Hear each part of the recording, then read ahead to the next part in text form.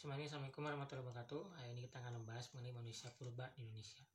Di berbagai belahan bumi telah ditemukan beberapa fosil manusia purba. Tapi di Indonesia juga terdapat beberapa jenis fosil manusia purba, di antaranya yang pertama Meganthropus paleojapanicus. Meganthropus berasal dari kata mega yang artinya besar, anthropus yang artinya manusia, paleo yang artinya tua, dan japanicus yang artinya Jawa.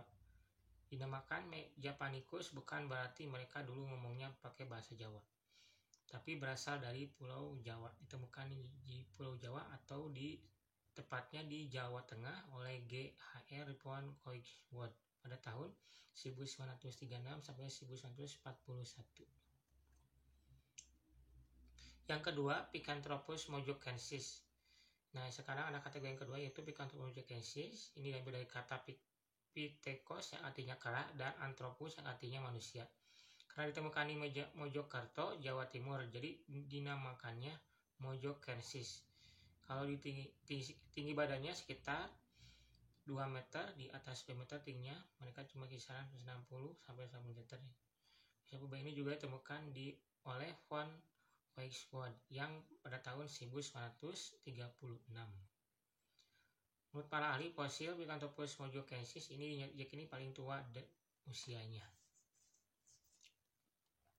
Yang ketiga, Pithecanthropus erectus. Lalu berikutnya adalah Pithecanthropus erectus. Ini diambil dari kata erectus yang artinya tegak. Kalau yang ini ditemukan oleh Eugene Noubois pada tahun 1891 di Lembah Bengawan, Solo, Jawa Tengah. Yang keempat, Pithecanthropus soloensis. Terakhir untuk yang ketiga dari kategori Picanthropus pada yang ada nama Pithecanthropus soloensis yang ini ditemukan oleh von Koikswold yang juga ini berbarengan dengan kawanannya pada tahun 1931 di desa Ngandong, Jawa Tengah. Buat yang udah nebak benar, ini kata soloensis artinya Solo.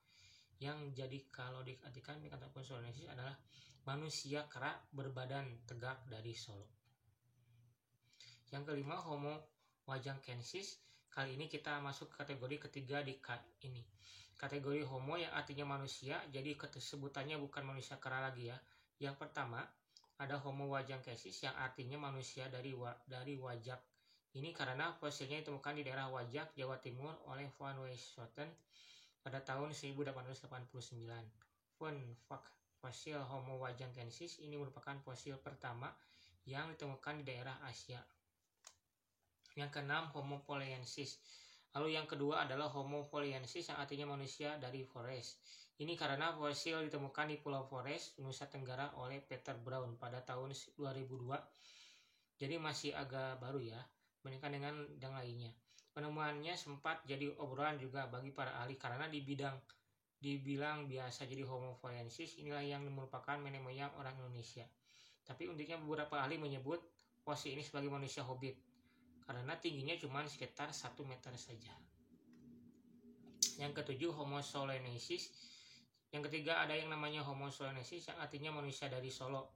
Lagi-lagi fosil ini ditemukan oleh von Weiswold yang bersama kawan-kawannya pada tahun 1991 di Sangiran, Jawa Tengah. Walaupun namanya sama-sama Homo soloensis seperti fosil Picanthropus sebelumnya, jangan sampai ketukar ya.